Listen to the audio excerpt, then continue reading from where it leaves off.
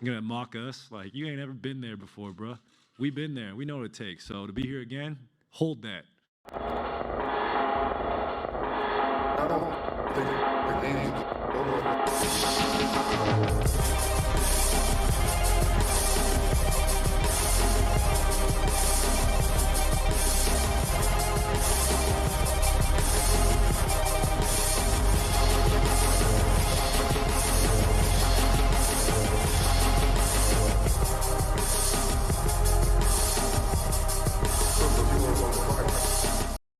Welcome to Triple Zeros, the anti-hot take sports show. I'm your host, Josh Buckhalter. Be sure to follow me on Twitter at JoshGBuck. Hit up the Facebook page, Clocker Sports, website, clockersports.com, and the email address is clockersports@gmail.com. And, of course, follow the show on Facebook and Twitter at 30spod. That's the number 3 zeros and pod.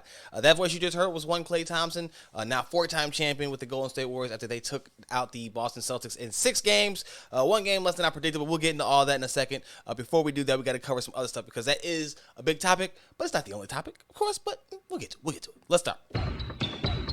So the Chicago Bulls got a bit of a boost because they just heard, well, maybe they didn't necessarily officially get a big boost, but NBA correspondent Mark Stein reports that Zach LaVine, his camp has been informing other teams that have been interested in him that he will be resigning with the Bulls. That max contract, 5 years, $212 million. There were reports that there was some consternation over whether or not they wanted to guarantee the final year. It was something that was, I guess, a formality more than anything because the Bulls were reportedly per Joe Cowley going to take that leap of faith and sign into the max deal. Hasn't happened officially, so you're still, there's always room for things to change, but all signs have gone from, his exit's possible. He could be leaving to now it's settling in, and again, with Stein going so far as to say that teams are being informed. So I really have no issue with that. Wrote about it for heavy.com. Really good stuff that, to hear. Positive momentum now. I did say, though, that puts the emphasis on Arturas Karnisovas to kind of build out this roster because we saw that it wasn't enough. Even if it was healthy, I'm not sure it would have been enough to make serious noise in the postseason, but they definitely have to do something now because bringing Zach back means that you have no excuses. You've got to do whatever you got to do to make this roster into a championship contender in the short and intermediate term. Long term, I think long-term conversation is kind of overblown because so many variables happen in sports, injuries, trades, new availability for guys that you didn't know that you wanted. That kind of stuff can happen. So long-term is a little bit oversold nowadays in sports, but I do think that the short and intermediate term have to be a priority with the roster that you have. DeMar DeRozan and Nikola Vucevic, who may or may not be on the roster all of next season, are older. Zach LaVine is not old, but he's still 27, about to be 28 years old soon.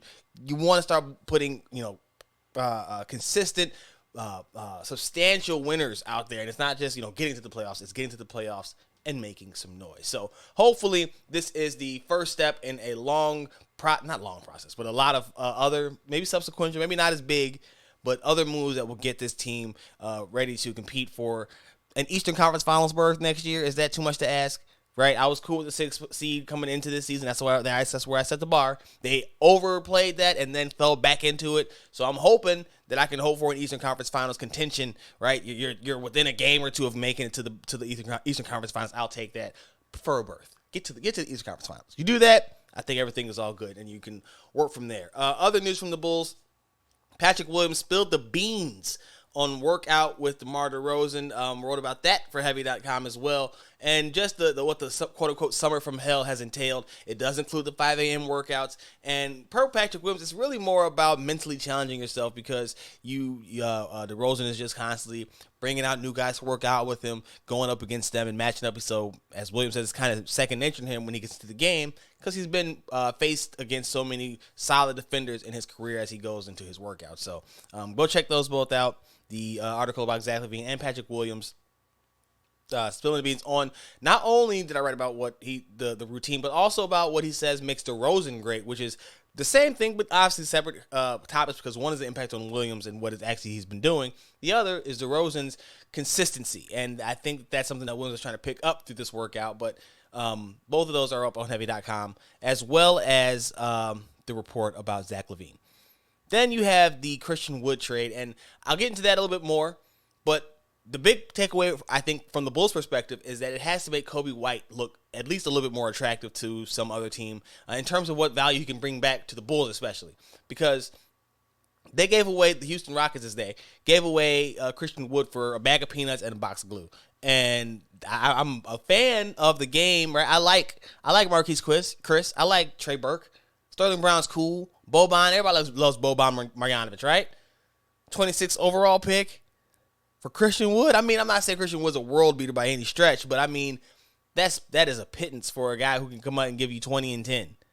And so a Kobe White who has not been consistent, but has shown you the flashes that I think you can convince another team, hey, man, you take this guy off of our hands, maybe you can figure him out. We just haven't been able to unlock him yet. We know that GMs are arrogant in that way and that they always feel like they can help resuscitate a guy's career. So I think that the Wood trade, if anything, maybe it didn't bring Kobe White's value up, but it definitely brought the expectations of what you're going to get back towards him. And whatever you want to call that. Right? That gap is closed now. You could get more for Kobe White than you probably thought you could. And the Bulls are also rumored to be packaging up or willing to package the 18th overall pick with Kobe to get something of value back.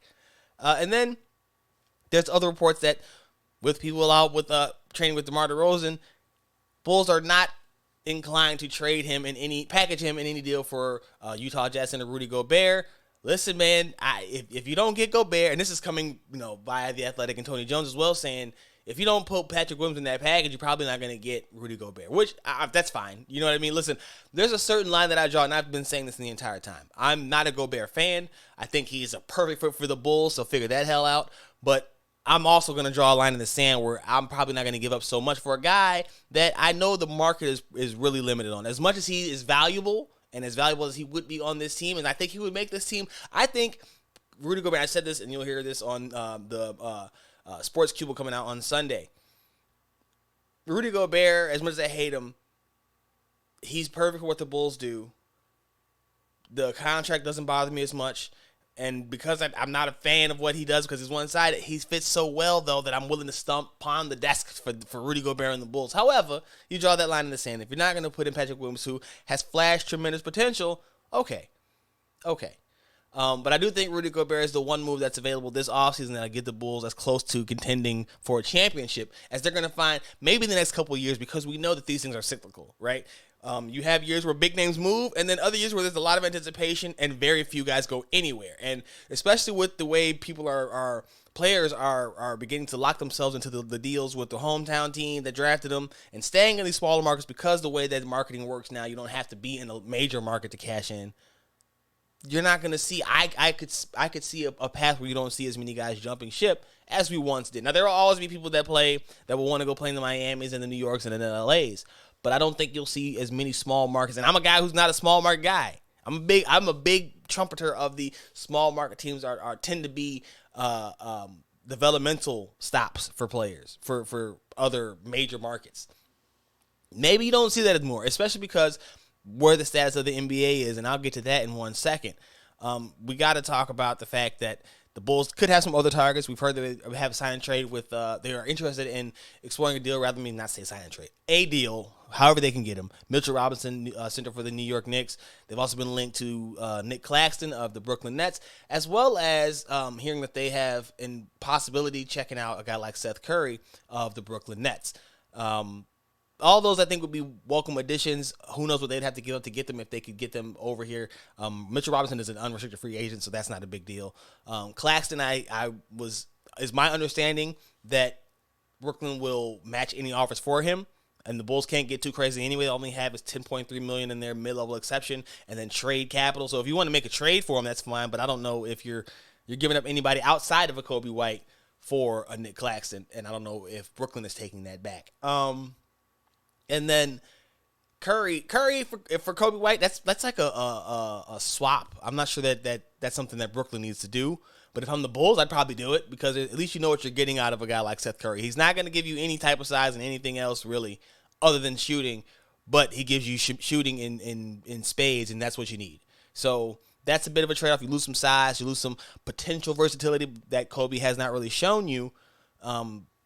But you definitely gain the consistent shooter that this team has lacked all last season. So those are some other targets that the Wolves were rumored to be interested in. They are still exploring that Gobert deal, and judging by what we saw for Christian Wood, I know Gobert is worlds better than Christian Wood, but I'm telling you that deal sunk a lot of bargaining leverage that some of these other teams with the wanted player, desired player had, because that's nothing.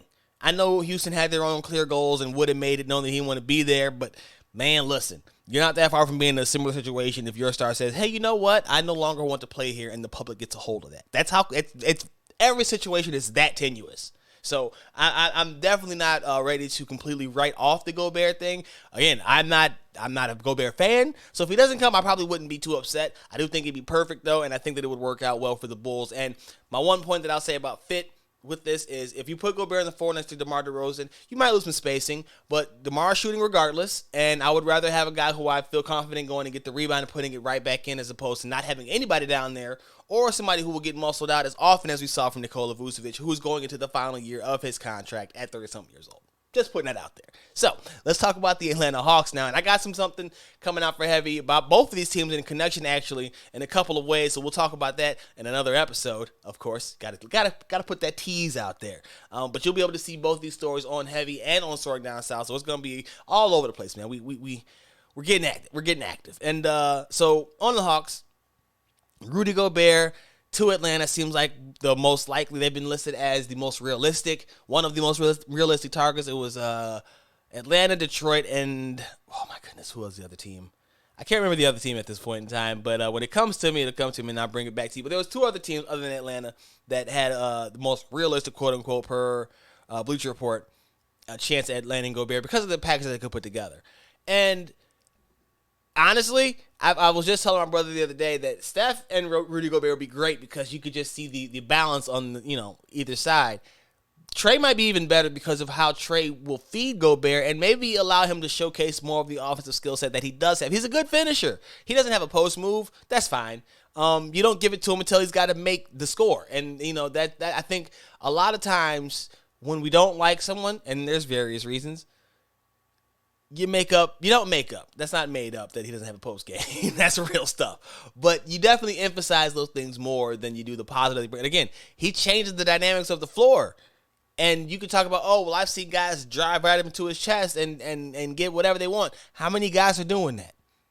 It's not many guys. Like, you want to talk about Anthony Edwards, say he's not afraid. Anthony Edwards is not afraid of anybody. So that doesn't do much for me. Like, that doesn't, okay.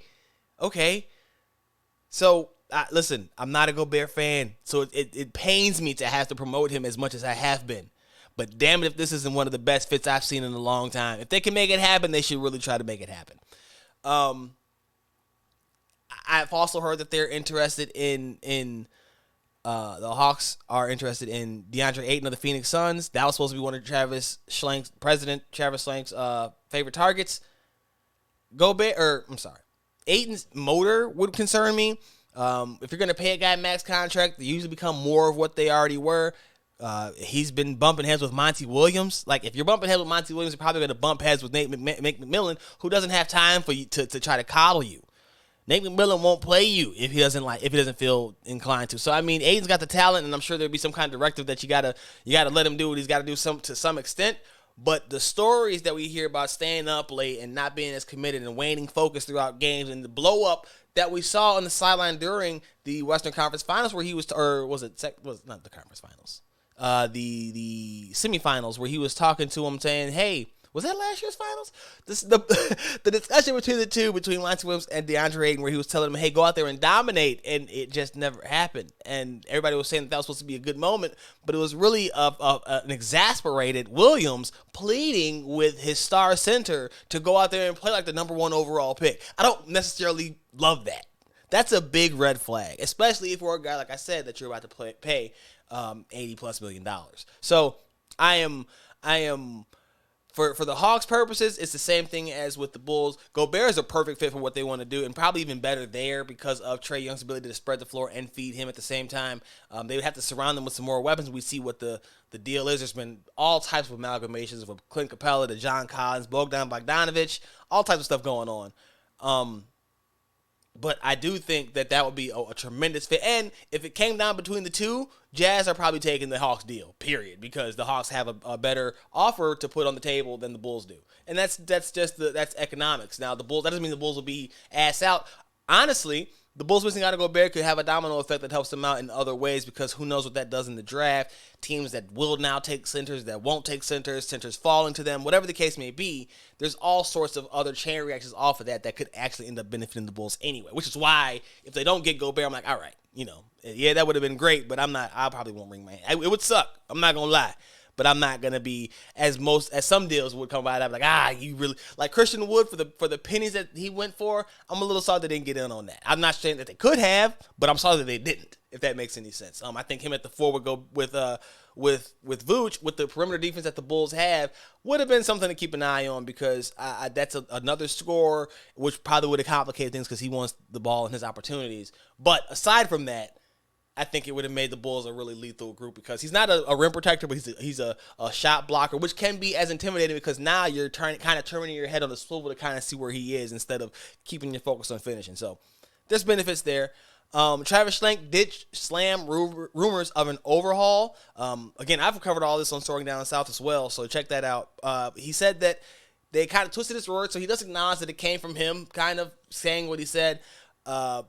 This happened before, though. CEO Steve Koonin, owner Tony Ressler, all have come out talking about they need to be changed. They were kind of upset with how they stood pat, and now you had Koonin talking about, was it Ressler? I want to say it was Ressler talking about, you got to get another superstar, and they're no different.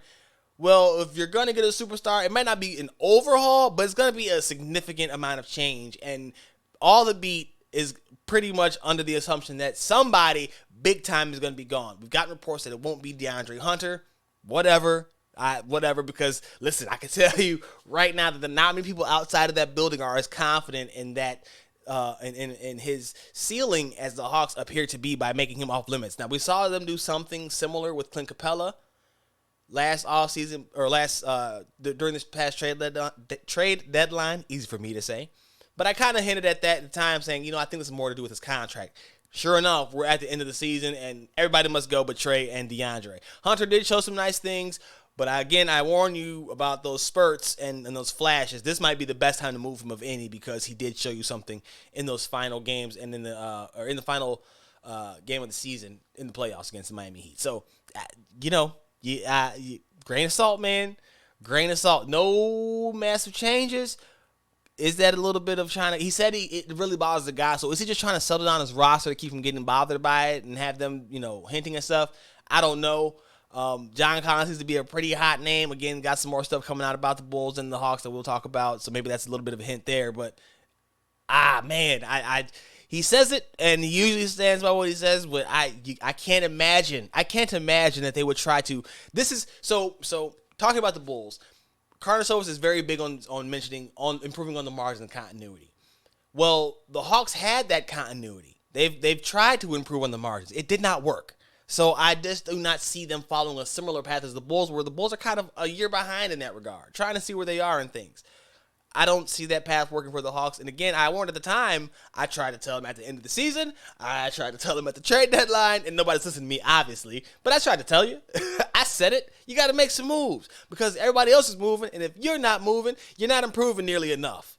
You're just not going to get that much improvement from your internal growth and development that it overtakes teams that are already good, close to being better, if not already better than you, then are then adding on top of that. That just doesn't work. I don't know how that was supposed to work ever. And I'm a guy who came into the season very, very high on the Hawks. But when they didn't make anything happen at the deadline, I think that kind of took me by surprise, because I didn't understand it. Okay, so I've gotten to my local stuff and stuff that I'm very covered and deep into. And, before I do that, I do have to share this. Trae Young did share that he just wants to win championships so bad, a message that was retweeted by Hawks rookie 20th overall pick in 2021 forward Jalen Johnson, which is a perfect segue into our conversation here about the Golden State Warriors taking out the Boston Celtics in 6 games to win their 4th NBA championship in the past 6 years or 8 years, and they're in 8 trips. 6 trips, 8 years, 4 titles, 8 years. Like it's pretty astounding when you look at it because it was one of those things that did not feel as dominant as it has been. But when you look back, winning a championship every other year on average is pretty damn dominant, okay? I don't think that you could dismiss that as some want to.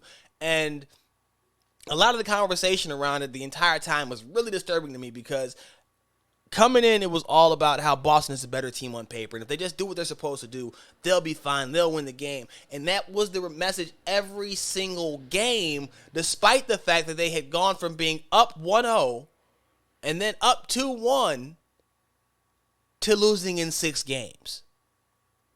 I did not understand at the time how anybody was just constantly saying that, well, if they just stop turning the ball over, and I get it. You had the data set that said, man, listen, that you can count it when they don't turn the ball over. When they do these things, they'll be fine. Brian Windhorst likes to call it condition green, condition gold.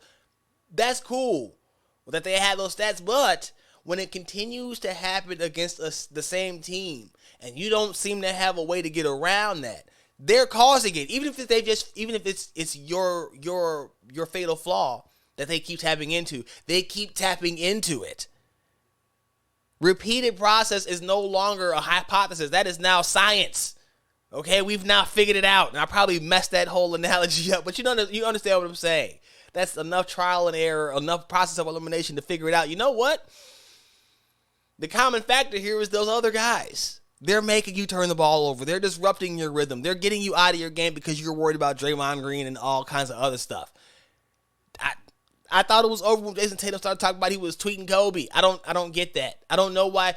Okay, you want to tweet Kobe? That's cool. Why are you telling anybody? Why are you wearing a purple armband, dog? You're not even, what are you doing?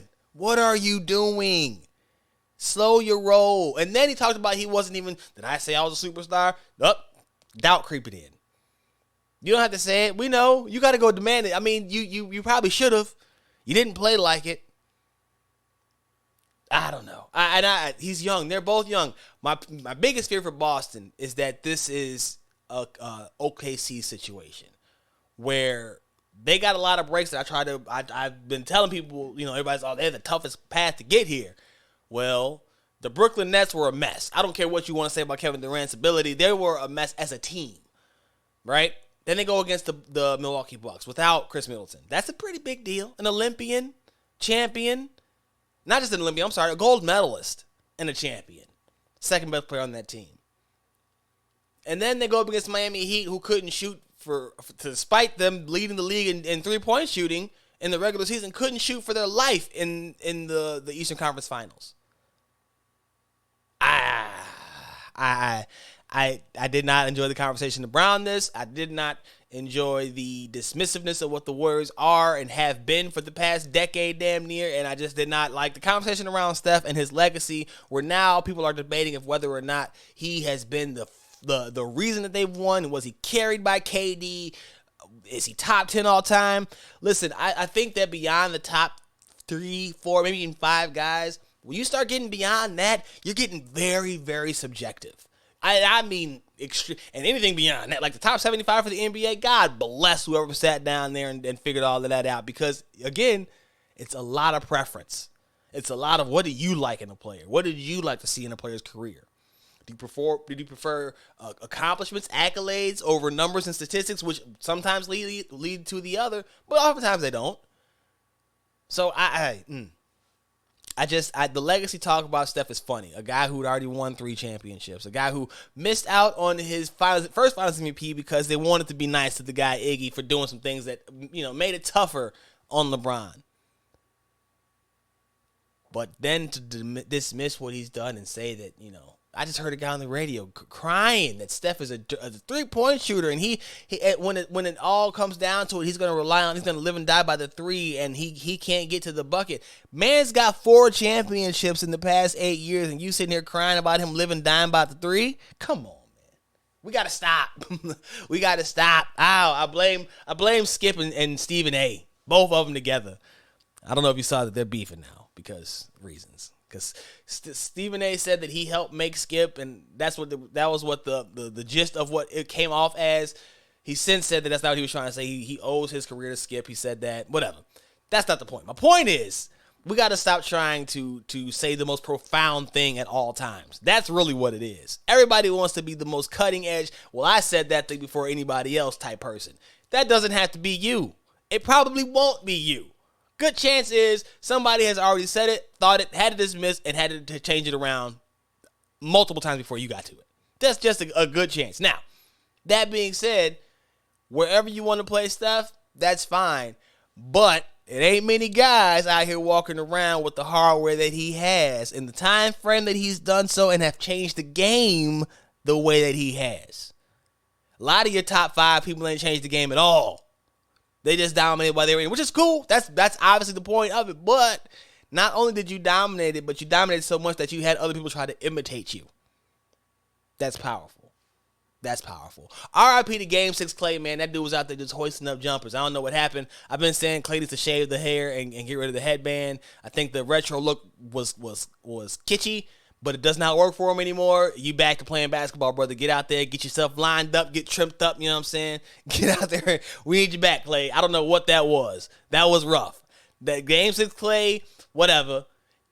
He was firing, though. He was firing those things. That's what it is, man. And then he gave you the best possible. You heard the intro, right? Let's talk about Klay Thompson and his expression of disdain for Memphis Grizzlies forward Jaren Jackson, who decided that he had something to say about what Klay Thompson and the Warriors were able to do with their time. Because listen, like I said, Klay's been missing for 2 years now. He didn't have the ability to play. The Achilles and the ACL, and it was just all bad for Klay Thompson. So you got to understand, a guy like Klay Thompson is definitely going to come out there and give you his 100%, his truth.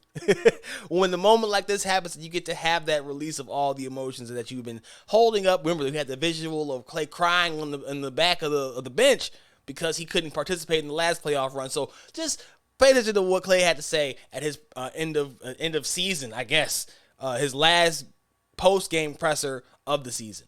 The strength in numbers is alive and well. I can't wait. Player on the Grizzlies who tweeted strength in numbers after they beat us in the regular season, and it pissed me off so much. I can't wait to retweet that thing. Freaking bum. I had to watch that. I'm just like, this freaking clown. Okay. Sorry. That memory just popped up. You're going to mock us? Like, you ain't ever been there before, bro. We've been there. We know what it takes. So to be here again, hold that. Strength in numbers was the Warriors' motto. And the Grizzlies are a brash bunch. We saw them doing the gritty on the logo. I want to say of the Dallas Mavericks, and they ended up getting bounced, but whatever. Like the Grizzlies are just a young, fun bunch. But the Warriors they've gone from being that group to now being the salty veterans. It's funny to see that transition, and Klay talking about that. Klay, Draymond, and talking about cussing and having issues with things that we've seen from them in the past is really, really awesome, because it shows you the circle of life in the NBA and sports is real, man. You either die young enough to stay the hero, or you live long enough to become the villain, and it seems like it seems like Golden State has done that and then become the good guy again, because I don't know many people who are upset that they won. Maybe some regional fans of other teams, but I don't see many people who were really too dismissive of them overall and what they've done. Good to see again. Couple of years of really rough stuff. Kevin Durant left, and everybody said that it would be over with for them. Steph held up the big 0 in his post game because everybody predicted they would win no more championships. This is legendary stuff, legendary run, a legendary group, and I just don't know how anything negative about comes about unless you're just trying to find reasons again to be dismissive of what we've seen them accomplish. And then touching on the Wood deal again, it's good for Dallas, great for Dallas. Gives them another scorer. Doesn't do much for their defense, but they already had a good defense, and Kleber is a pretty decent rim protector. So you got Kleber and you got Christian Wood there. That's a pretty good combination in the front court. You also have Tim Hardaway Jr. coming back for the Mavericks. So that's going to be a pretty fun group to watch next season with Luke if he takes another step, especially in his conditioning. Keep an eye out on that. For Houston, you could have got more. I just know you could have got more. I don't know. You want the cap space from the expiring contracts. That's all well and good. But like the 26th pick, you definitely could have gotten closer to the lottery. You probably could have got into the lottery, but you definitely could have got closer to the lottery. So I feel like that's one of those, we took the quickest one to get it over with, which may, allude to a bigger issue with Wood in the background that we don't know about. But that's just a head scratcher if you're Houston. It has to be. And then no one wants to draft at the top. We've been hearing reports of at least half of the teams at the top of the order want to get out of it, and really closer to half of the teams in the first round want to move the pick as opposed to wanting to make a pick at all. So it'll be very interesting on draft night. I would like to say we'll see a bunch of trades, but the fact that you have half the group wanting to move out of their pick makes me feel like we won't see nearly as many as we expect, because of the fact that nobody's going to want to deal with anybody because everybody wants to make a deal, if that makes any sense. You'll have too much of a log jam of picks available and not enough demand for them, and I think we'll see fewer picks than have been anticipated just because of that. Just off of some kind of quirky way that things end up working out. Switching gears. The Chicago Bears wrapped up their veteran mandatory minicamp. Justin Fields in the offense had an up and down effort. A lot of that could be due to the lack of weaponry around him. And I did write for Last Word on Sports about the Bears being urged to go and get Kenny Golladay. And a lot of people are saying Kenny Golladay hasn't done anything. He's 6'4", 200 some odd pounds. He's got 2 back-to-back 1,000 yards. Not 2 back-to-back. He has back-to-back 1,000-yard seasons. Last one did come in 2019, but he had played 5 games in 2020 after getting hurt, and then he only had to go to the Giants and catch passes from Daniel Jones and that whole dysfunctional situation out there. You could talk about he didn't give maximum effort. I'm not sure that there are many guys who would out in that situation anyway. Do with that as you will. I will say this. He's a hometown guy. The proposal that I saw had him going had the Bears offering up a 6th-round pick. If you could get Kenny Golladay for a 6th-round pick, you'd do it, especially because the dead cap, if they were to release him, would only be $3 million. And look, you could say that's $3 million. A, it's not your money, so stop crying. B, they're going to be cap rich next year, and if that's the case, so be it. If there's a year to eat the cap hit on that, that would be it. It's a low risk. You want to say medium reward, fine, but I just don't know if I would feel much more comfortable bringing in Kenny Golladay to that wide receiver room than trotting out Darnell Mooney, Byron Pringle, Equinemius St. Brown, Velus Jones. Hats off. Hope you do well. Hope you're great. I hope you prove me wrong. But I think they need another body. We'll see. The offensive line combinations is something that's been interesting as well, because that, I think, is another thing that's been contributing to the up and down nature of the offense to start. That is a new offense being installed, by the way. Braxton Jones, a 5th-round pick, has been surprising a lot of people, his overall ability and skill set. Some have wondered if he had gone to a bigger school, would he have lasted to the 5th round? At either rate, we've been hearing reports of him being a future star at left tackle. Not just good, a stud at left tackle. So that's impressive and very encouraging to hear, especially because you've heard a lot of disgruntledness about the Bears offensive line. They still don't know who the right guard is going to be. We're not necessarily sure that the center is going to be there because he could end up having to play right guard. And then Tevin Jenkins has been as a big enigma too. Is he going to play right tackle? He's not playing left tackle. That seems to be apparent. Will he play right tackle? Will he kick inside the guard to help solve that problem? Is it going to be Mustipher? Is it going to be Lucas Patrick, who was signed to be the center? Like, there's just so many questions that I honestly could see it being, and this is just my prediction here, Braxton Jones, you have Cody Whitehair, and the center, Lucas Patrick, because that's what he was brought here to do. I just don't feel like you bring that guy in here and then switch up what you're going to have, even if it's your 5 best, and you want to put Mustipher out there. That's cool, but I don't think you're going to put Mustipher out there because I think your right guard ends up being Tevin Jenkins and your right tackle ends up being Larry Borum.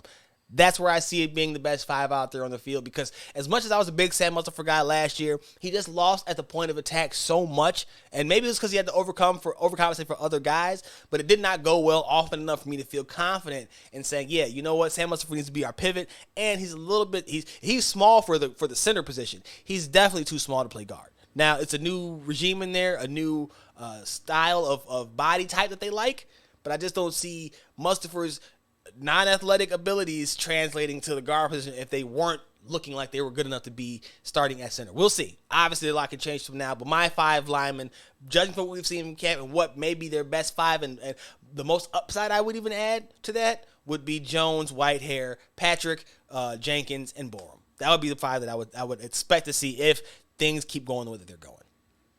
Matt Eberflus, head coach Matt Eberflus, did send a strong message out to his team before he sent them on their way for the next month plus, right? 6 weeks, it was a long time. He told them to come back in shape. And as I wrote for Last Word on Sports, this might not be a direct message, but with Robert Quinn, who got something coming out about him as well, with Robert Quinn staying away and wanting to be traded, hey, look, man, that's cool. You want that, and we don't really expect veterans to be here if you don't really have to be. He's set the single season franchise sack record last year. You kind of know what you're going to be, even though he has a reputation for being up and down, and I would probably move him if I had the opportunity to, but whatever. They said they don't want to do that. Fine. If you're not going to do that, then you placate the guy. Hey, man. Stay away. You get your rest up. We'll talk when we talk. You know what I'm saying? But, hey, when you get here, come in shape. That's a message to everybody. Come in shape. He said training camp, we don't get in shape in training camp. You should already be in shape. And damn it if that's not the facts. So we'll see. I've liked a lot of what he said because a lot of it has been less fluff and more just direct. Like, no, that's just what it is. And I appreciate that because with Matt Nagy, we often got carried away with the superlatives that he liked to throw out, the buzzwords, the catchy things. Hopefully we don't see as many bells. We might not see as many bells and whistles. I don't want to say hopefully, but I would say if it comes with more substance, I'm all for it. That's fine. Elsewhere around the NFL, the Dallas Cowboys, Washington football team, Houston Texans joined the Chicago Bears in getting fined for OTA violations. They were doing a little bit of extra hitting. Dallas lost a practice next season. Bears lost one this season. And I'm going to tell you right now, none of those teams care. You know what else those teams all had? Well, they all have defensive-minded. 3 of them have defensive-minded head coaches. I don't know, Cowboys. Mike McCarthy's not a defensive-minded head coach.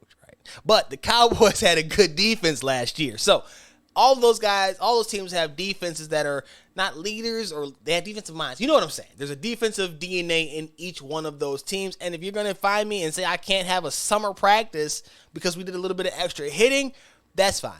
Because that sends a message to your team that that's what we're going to do. Sends a message to the rest of the league that that's what we're going to do. And guess what? That's what they're going to do. We'll see how it pays off on the field, but I don't think that there's any one of those teams, any player that's upset about missing out on that extra day of practice, and I guarantee there's no coach that's like, oh, man, we got in trouble for hitting too much. This is football. I promise you they're not saying that. Promise you. And then it's some lighter stuff. Well, maybe not lighter stuff as we keep going, but you'll see. You got the Saints debuting their new uniforms, black helmets, really. It's not even new uniforms, just a black helmet with fleur-de-lis in the middle, down the center stripe there. Pretty nifty-looking helmet. I would say that, they could probably do that one full time. I don't know about the fleur-de-lis pattern and the striping down the middle, but it's a cool look. I don't hate it, especially the black helmet. I think it's always cool, and I think it's really cool that they're letting the NFL players come back to wearing alternate helmets because I never understood why they could have a bajillion helmets in college, but only one in the NFL. That didn't make any sense. It never made any sense. Oh, it's something to do with concussions and wear and tear, and I thought to myself, man, these guys are better athletes. So you're going to tell me that this helmet that's taking more damage from better players consistently is safer. Apparently that's not the case anymore. We'll see how that all ends up playing out if that story comes back to being a thing. But I do like the new look for the Saints. You had Garrett Wilson, 10th overall pick of the New York Jets, joining the Pivot to talk about his experience as a rookie, get some advice from those guys, and they kind of let him all in on, all the stuff that's really going on or what's to come when you are a young player stepping into the NFL for the first time. And he got not a rude awakening, but a bit of a reality check from Fred Taylor, Channing Crowder, and from Ryan Clark about what exactly is about to happen with him when he goes out on one of these events that he learned about just recently. I just want to know easy stuff. Have you thought about the song you have to sing in training camp? You know what I'm saying? Because they're going to haze you. You got to do donuts. You got to make these runs. You're going to have to do a lot of. You thought about any of that? No. I'm serious. Hey, they said the dinner. They said the dinner. They did tell me about the dinner. I got to take all the receivers to a dinner. That's going to be cool. I'm excited for that. It's not going to be cool. You know they're going to run that bill up? Like 75,000? Oh, yeah. What you mean, like the Louis the 13th you're going to have to buy at the restaurant? They ain't doing me for $75K. I ain't going to fake it. Nah. It's the rookie dinner. It's all of y'all. You the 10th pick of the draft, too. They know you got 20 guaranteed. Wait, what you say rookie dinner is? He thinks it's his decision. It was so cute. It was so cute. The best part about that clip is that there's always a certain joy that pops in the black men's eyes when they get to tell the young boy, hey, boy, you didn't know? Oh, let me tell you about yourself real quick. You can see the look of Gary Wilson's face when they said $75K. And then he tried to brush it off like, nah, they're not going to hit me for $75K. And they all looked at him like, oh, you still think that we're not telling you the truth. Sir, welcome to the NFL. That's a great moment. That's shows you how little rookie who thinks that there's a lot of moments in there where it sounds like he felt like he had it figured out, and they were kind of like, yeah, no. Yeah, no. Yeah, I know that's no. So check that episode of The Pivot out. Really fun episode. I honestly, I love Garrett Wilson trying to say, yeah, no, they're not going to hit for $75K. We're not suggesting. And then Fred Taylor tells a story about being in New England and Tom Brady coming in, grabbing a bottle of $50K, wine, taking a sip and dipping out just to put it on the tab.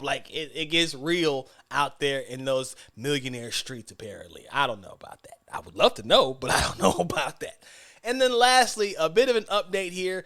Deshaun Watson's side is anticipating significant suspension and possibly a year-long ban.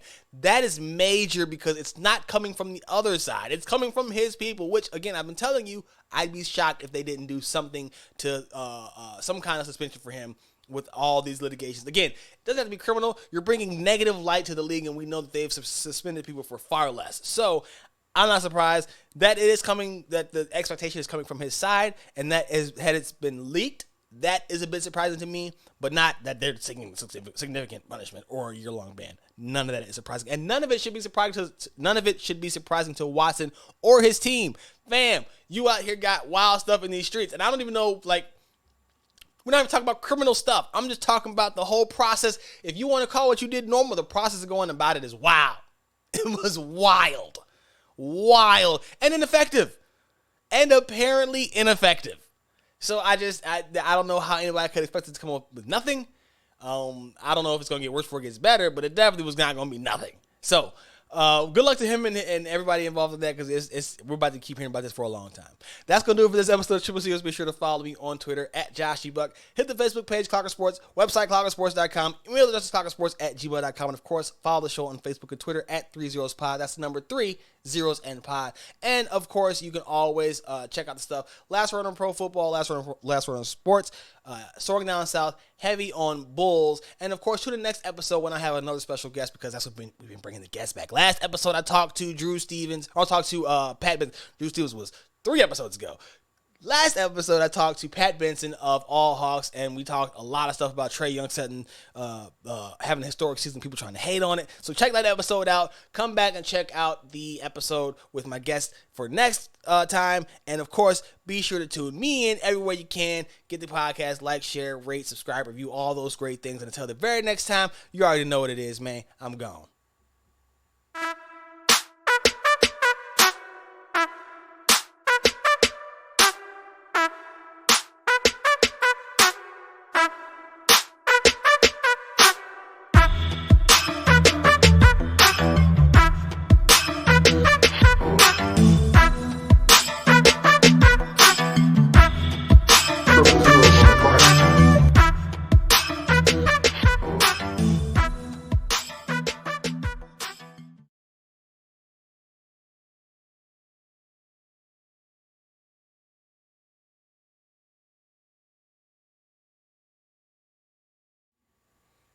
Freaking bum.